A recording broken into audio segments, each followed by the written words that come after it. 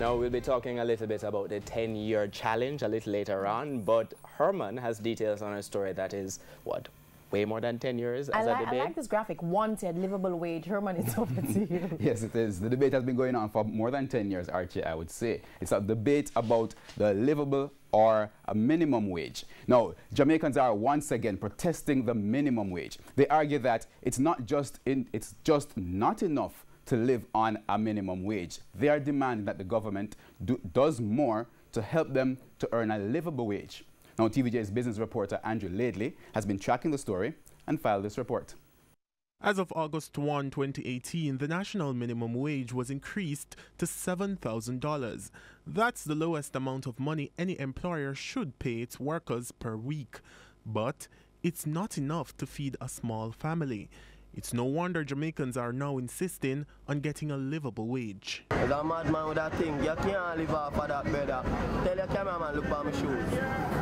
You see much of that? A 9 grand that bad man, 7 grand can't feed me. 7 grand can't feed me, brother. Can't do that. So what's a livable wage for this man? I tell you true, I don't want to sound greedy, man, but you can give the people a little 18 pack in them pocket, man, man. Do, because that's a minimum too. 18 grand a minimum too. We try survive our fight, because guess what, we can't tell you no demand literally what we want, you know. But good God, man, the person where demand our pay 7 grand minimum wage, ask them if them could have live off a minimum wage. Just start the truth, them couldn't. Economist Wendell Ivy agrees. I don't think the majority of Jamaicans are living on a livable wage, because many people still have to supplement with other incomes, whether, as I said before, whether their families abroad or sending remittances. And if you can check the lines in Western Union and those places, many times they are full.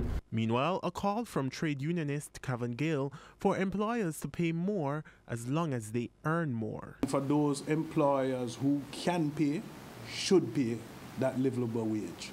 Others have suggestions of their own. They need to look into it for the next budget reading. 10,000. 10,000 is fair enough. Depends on the person's situation, but on average I would say 20,000. Realistic. 200 US for every Jamaican a week. I think so we could have been able to. Andrew Laidley, TVJ News.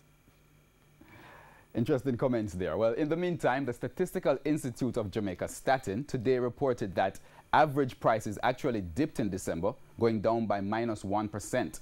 That puts the inflation rate for all of 2018 at 2.4%, which is well below the Bank of Jamaica's target range of 4 to 6%. And Statin says the decline was influenced by falling agricultural and oil prices. Now, in currency trading, it ended today with the US dollar selling for $131.58. The Canadian dollar closed at $99.59. The pound went for $166.22, while the euro is being sold for $153.05. Oil prices traded higher today. Oil for delivery in February went up by $1.20 to settle at $51.98 a barrel. Now, the JSE index lost 4,611 points today, while the junior market index is down by 24 points. Among the winners today, Consolidated Bakeries, Epley, Salada Foods, Portland JSX, and Knutsford Express Services. On the losing side were Pulse Investments, Main Event Entertainment Group, Paramount Trading, Fontana, and CAC 2000.